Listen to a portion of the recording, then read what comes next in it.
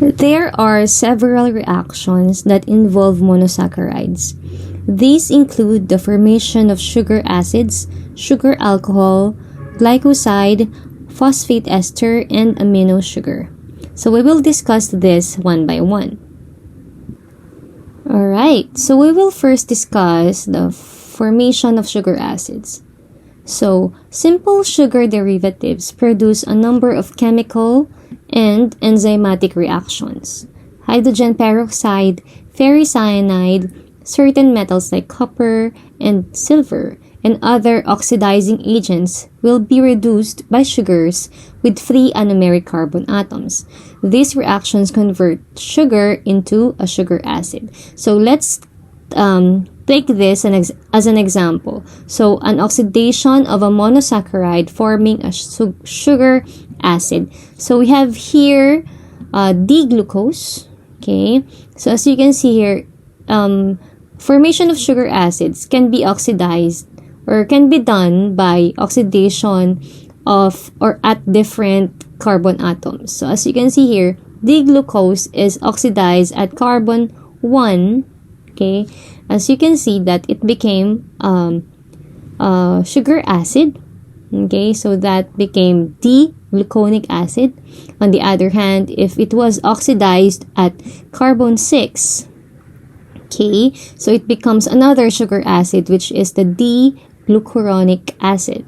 And lastly, if both the carbon 1 and carbon 6 is being oxidized, it will become another sugar acid. So as you can see here, there are different oxidation points per the sugar acid. So first is the carbon 1, then carbon 6, and lastly both.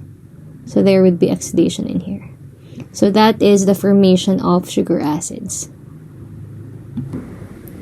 Alright, so the next one is the reduction to produce sugar alcohols. So we can see here that the carbonyl group in here present in a monosaccharide, either an aldose or a ketose, can be reduced to a hydroxyl group using a hydrogen as a reducing agent. So you can see here that the reducing agent is the hydrogen.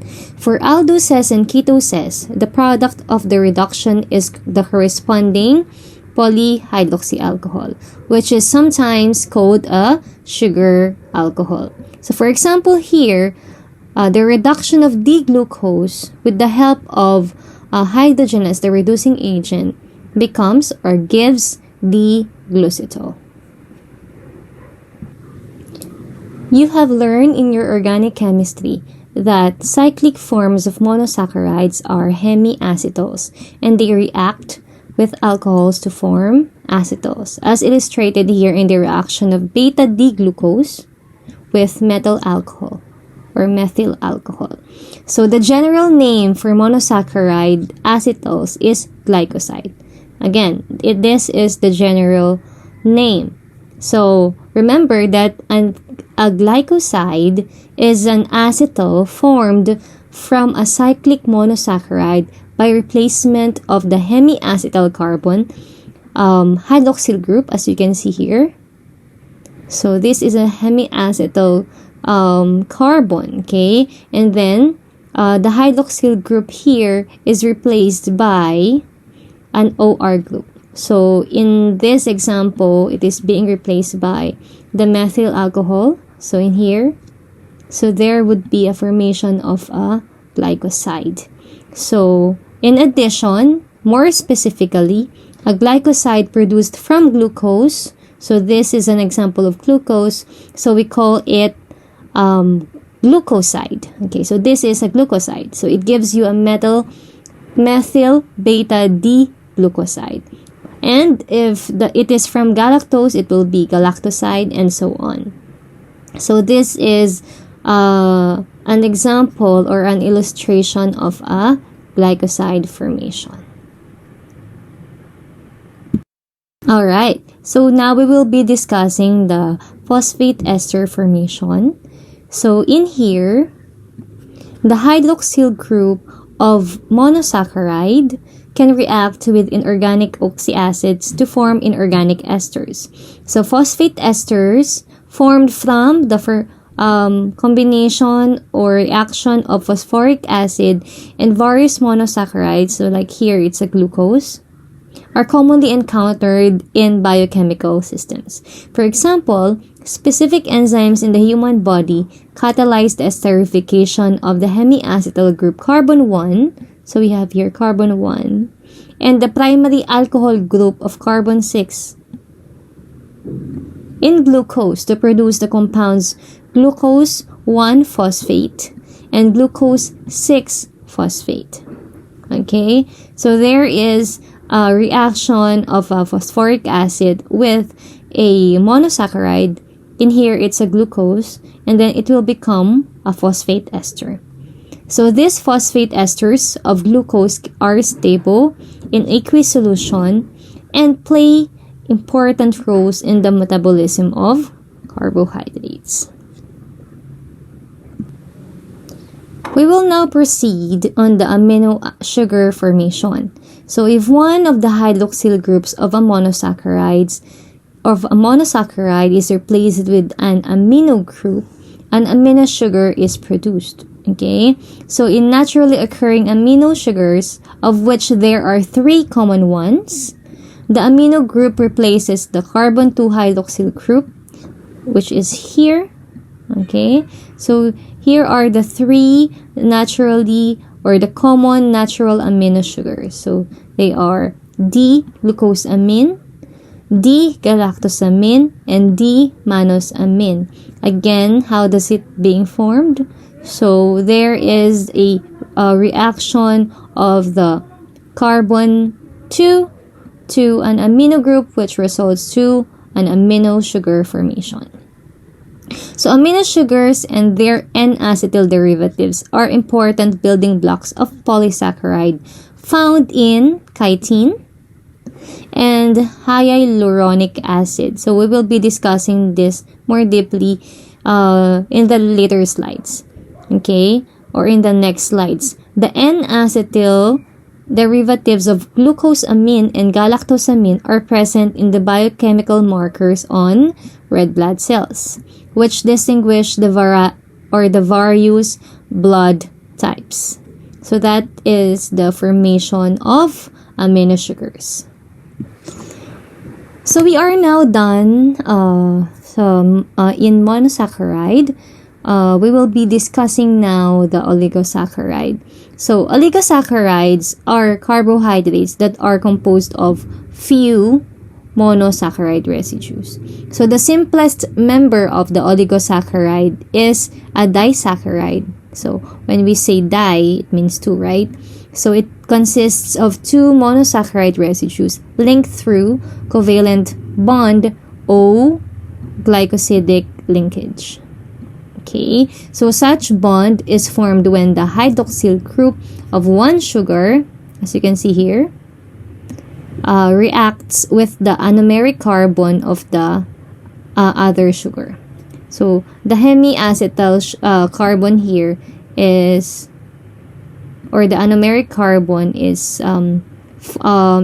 reacting with the hydroxyl group of the other sugar, which gives us maltose in here. So again, the combination or the reaction of 2 sugars like the alpha D glucose and beta D glucose gives us a maltose. So that is an example of a disaccharide.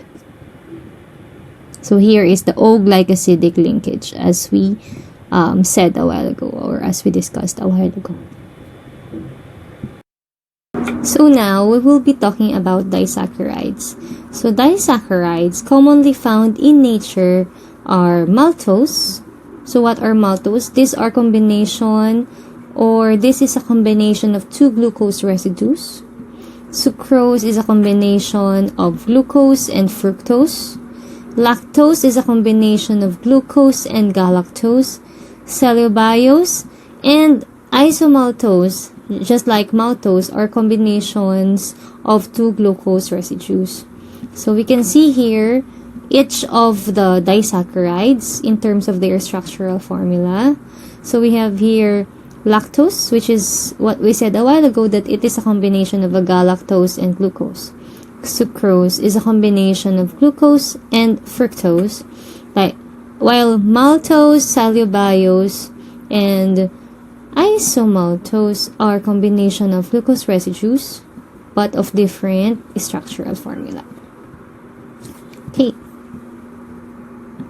So this is just a review of what we talked about earlier, that disaccharides in their anomeric carbon can react with an hydroxyl group or with an OH group of an alcohol to give acetal called glycoside.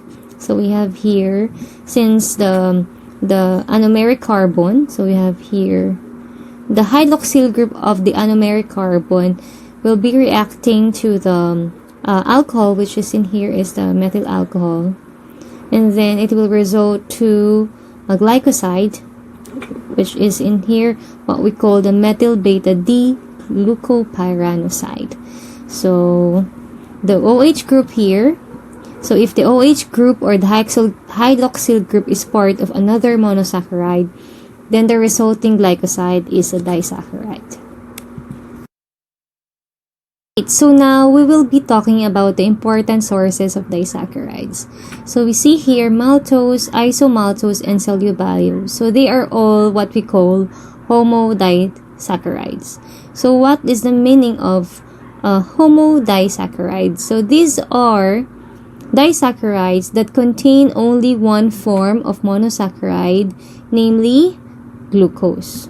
Okay, so maltose is formed by the action of amylase enzymes from starch, which is a polymer of D-glucose produced by plants, and is a malt component, a substance that is obtained by allowing grain, especially barley, to soften in water and germinate.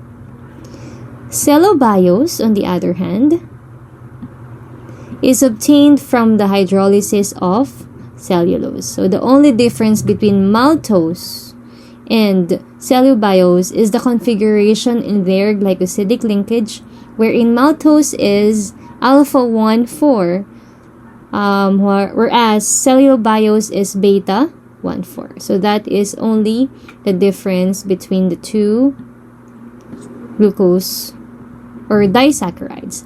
Okay, so the next one is the sucrose, which is almost universal appeal and tolerance disaccharide. So it is one of the results of photosynthesis provided by many higher plants and commonly known as, we all know this, so this is what we call the table sugar. So we are now done with monosaccharide and disaccharide. So now we will be talking about polysaccharides. So what are polysaccharides? So polysaccharides consist of 10 to thousands of monosaccharide units.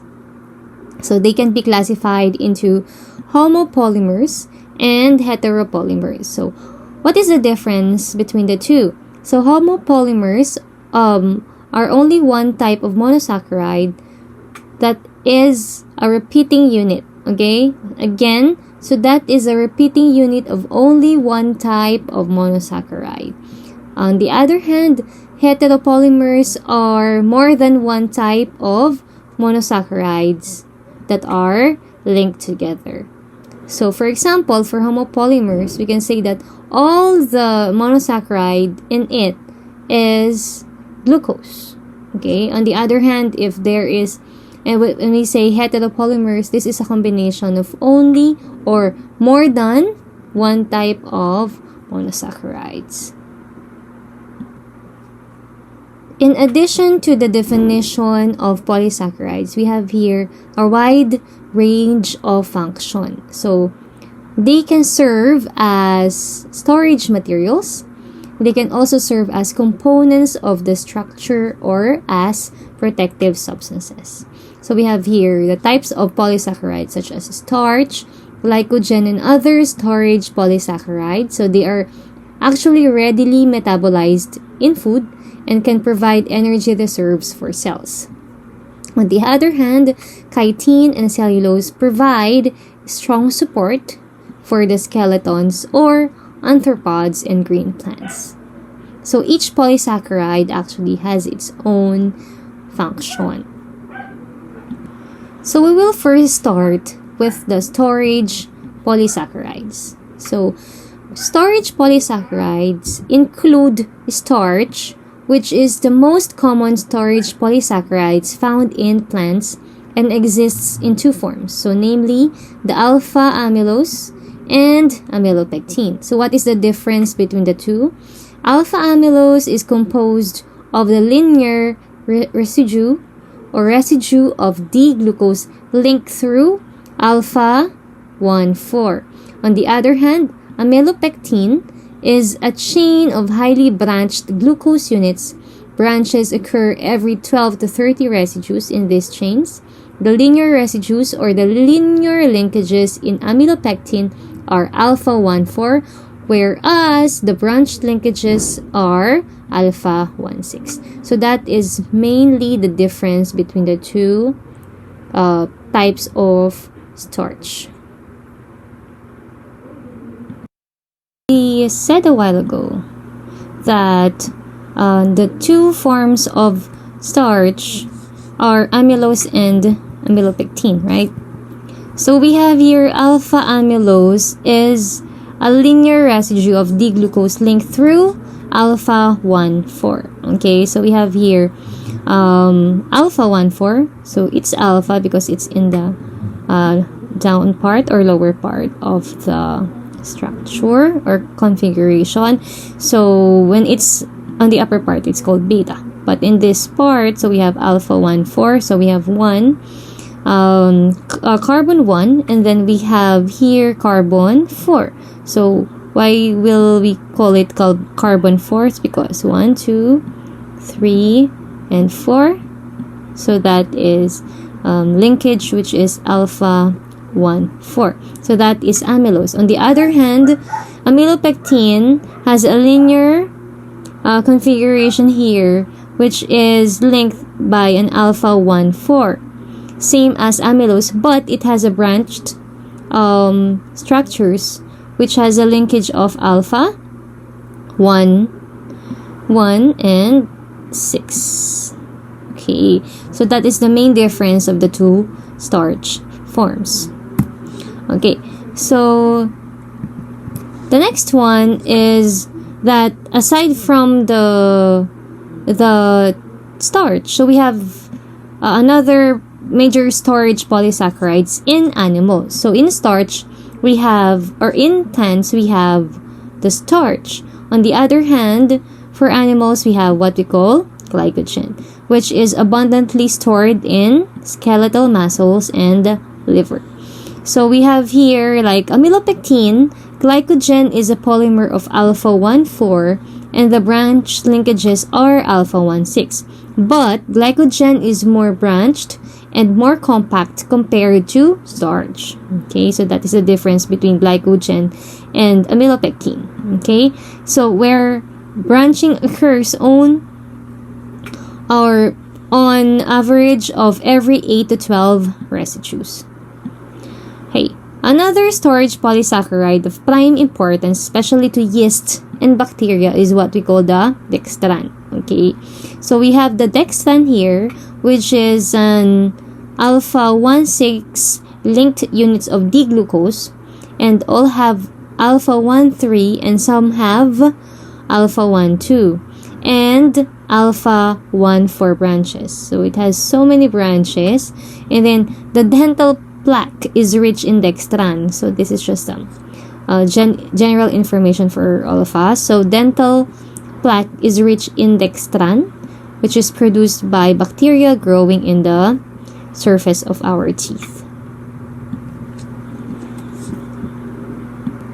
Okay, so just a quick recap. Okay, so again, glycogen is the major storage form of carbohydrates in animals and fungi, and it is very similar with amylopectin in structure, but with a higher degree of branching. So that is what we said a while ago. So that is the main difference between amylopectin and glycogen. Alright, so after the storage polysaccharides, we will now be talking about structural polysaccharides. So structural polysaccharides provide physical structure and strength to organisms. So cellulose is considered to be the most abundant natural polymer or structural polysaccharide. It is famous for its abundance in the cell wall of the plants, like wood and bark of trees. In fact, cotton is amazingly almost made up of pure cellulose. So like alpha amylose, cellulose is a homopolymer of D-glucose. Again, what is a homopolymer? So this contains the repeating units of one monosaccharide, which is the D-glucose, and it is the only difference is that in this polysaccharide, glucose units are linked through beta glycosidic bonds. Okay, so cellulose is highly resistant to hydrolysis, either by acid or by the amylase or the amylases of the digestive tract. As a result, most animals, including humans, cannot effectively digest cellulose. However, this is not the same. Alright, so unlike humans, ruminant species such as goats, deer, and giraffes, and of course camels, are an exception because the enzyme cellulase with the beta-glucosidase that is effective in hydrolyzing cellulose is secreted by bacteria living in the rumen. So, as we said a while ago, cellulose is the major component of plant cell wall. Okay, so this is a structural polysaccharide in the plant cell wall, and these are linear structures which are linked by beta 1,4. So aside from cellulose, we have another structural polysaccharide. So a structural polysaccharide common to cell walls of fungi and exoskeletons of crustaceans, insects, and spiders is what we call chitin. Okay, so it has a similar biological function and structure with cellulose, except that the hydroxyl group of carbon 2 in chitin is substituted with acetylated amino group. So the repeating units are N-acetyl D-glucosamines in beta 1,4 linkage. So, as we said a while ago, chitin is a nitrogen-containing polysaccharide which is the major component of exoskeletons of crustaceans like shrimp, crab, lobsters, and others. So, as we also discussed a while ago, it is a repeating unit of N-acetyl D-glucosamine, which is linked by beta 1,4.